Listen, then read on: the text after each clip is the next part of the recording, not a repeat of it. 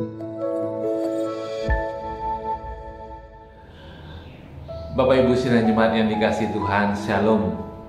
Kembali kita berjumpa pada pagi hari ini dalam sarapan rohani Gereja Galangninggian Abian Base 28 Juli 2022. Sebelum kita akan membaca dan merenungkan firman Tuhan, mari kita satu hati di dalam doa. Mari kita berdoa.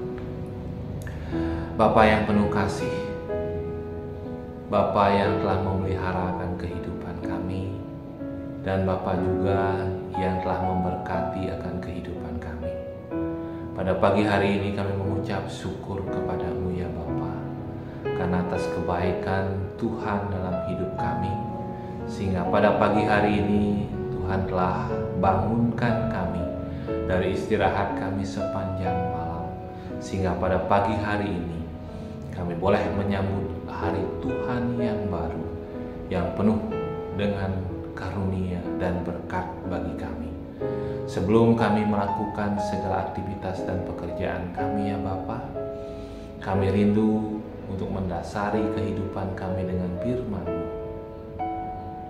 Karena kami juga rindu untuk menjadi pelaku-pelaku firman Tuhan dalam kehidupan kami setiap hari. Berfirmanlah kepada kami ya Bapa, karena kami sudah siap untuk mendengarkan firman-Mu. Di dalam nama Tuhan kami Yesus Kristus kami berdoa. Amin.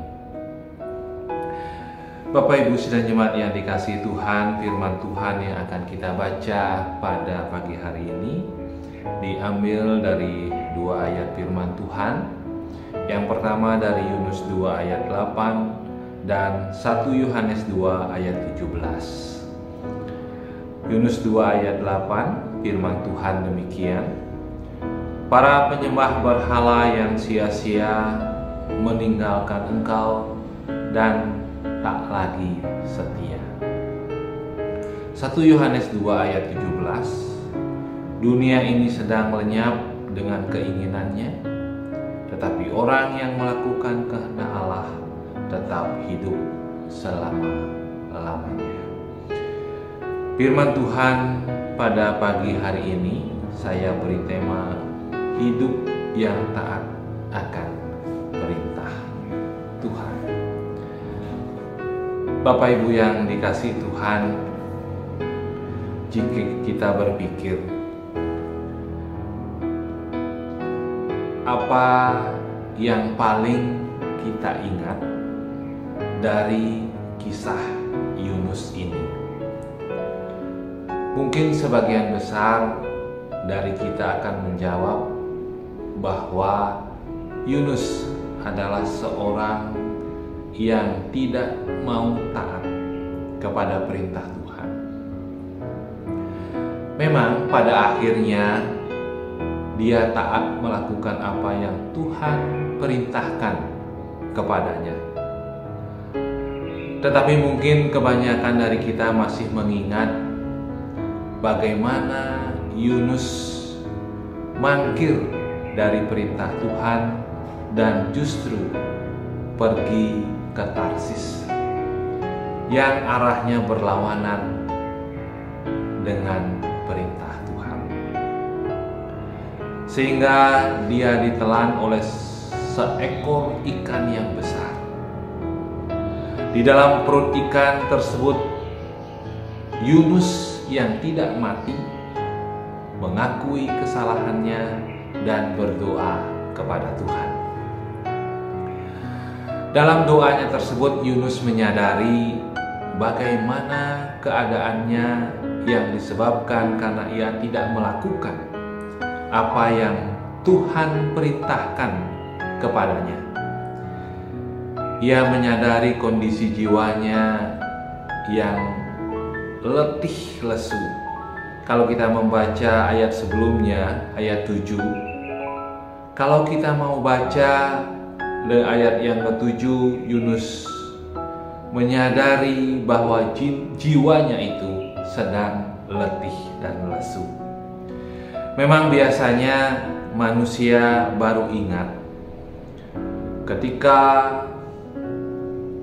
Tuhan memberikan dia cobaan, bagaimana keadaannya yang letih lesu dan berbeban berat. Ketika manusia sedang menikmati berkat-berkat Tuhan, biasanya justru mereka lupa akan kebaikan Tuhan itu sendiri. Tetapi ketika masalah itu datang silih berganti menghampiri kita, barulah kita ingat kepada Tuhan dan kita berdoa kepada Tuhan.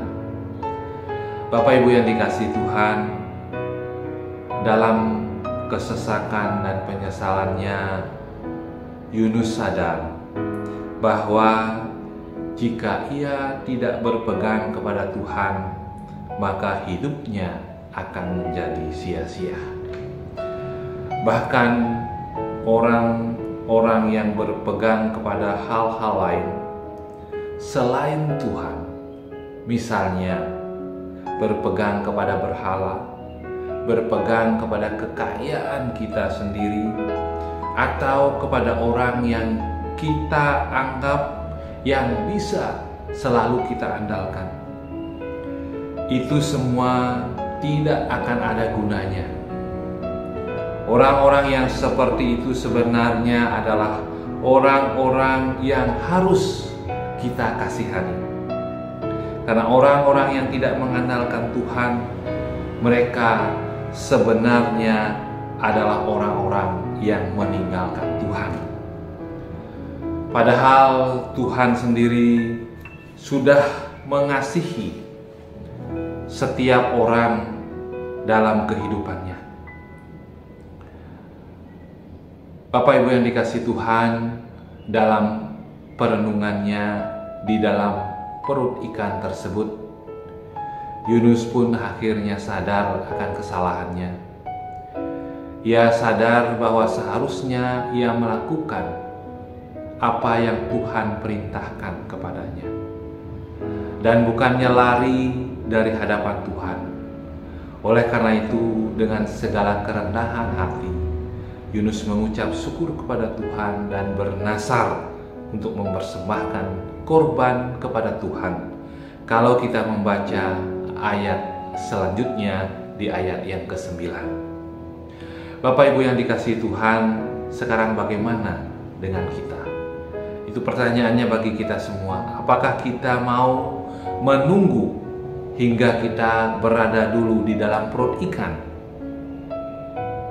baru kita sadar dan baru kita akan bertobat? Kita harus ingat bahwa Tuhan kita adalah Tuhan yang berkuasa atas segala-galanya, termasuk berkuasa atas kehidupan kita. Bapak Ibu yang dikasihi Tuhan, dengan demikian juga secara garis besar surat 1 Yohanes pasal 2 ayat yang ke-17 menerangkan bahwa salah satu sifat yang ada di dalam diri orang yang percaya adalah kasih terhadap sesamanya. Selain itu diterangkan juga bahwa orang yang menyimpan kebencian kepada orang lain adalah orang yang sedang berjalan di dalam kegelapan. Bapak Ibu yang dikasihi Tuhan, seringkali kita sebagai anak-anak Tuhan di zaman modern ini masih bersikap seperti Yunus. Ketika kita berpikir terjadi kerusakan hubungan antara kita dengan Tuhan, ketidaktaatan kita akan perintah Tuhan, itu adalah urusan pribadi kita dengan Tuhan.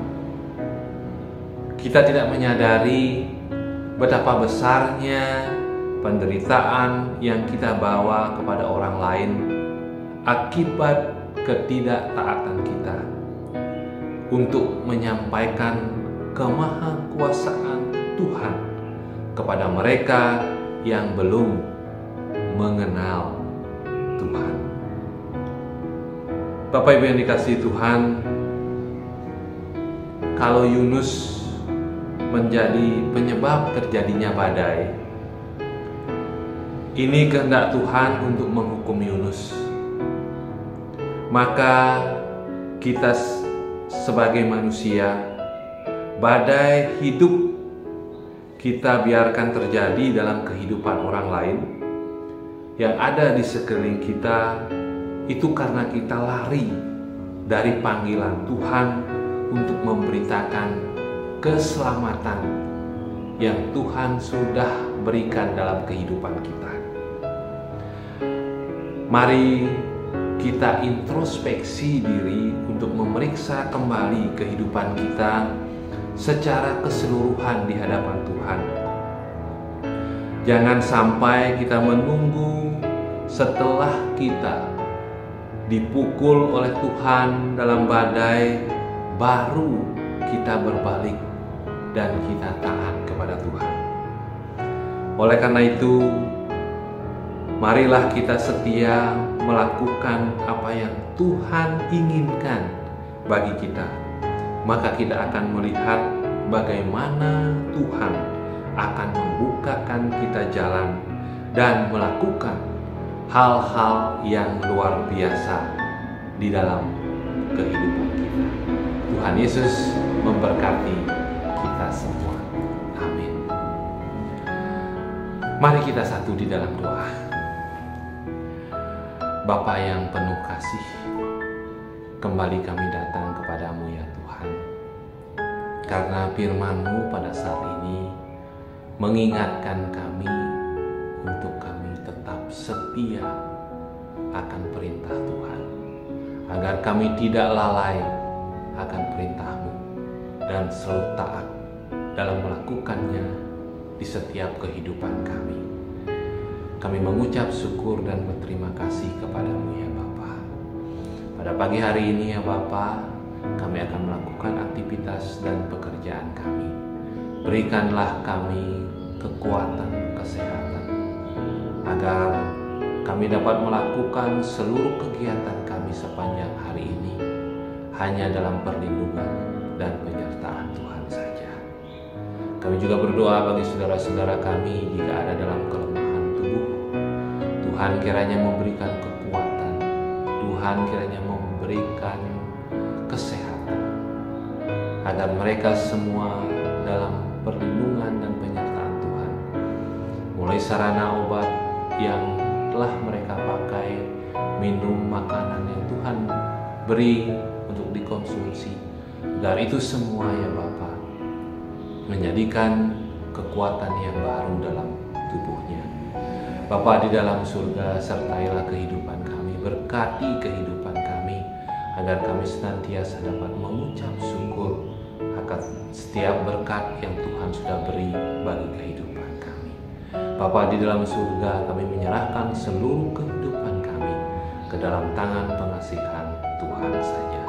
Di dalam nama Tuhan kami Yesus Kristus, kami berdoa dan kami mengucap syukur kepada Bapa di surga. Amin.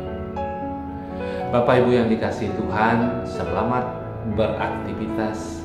Tuhan Yesus memberkati kita semua. Shalom.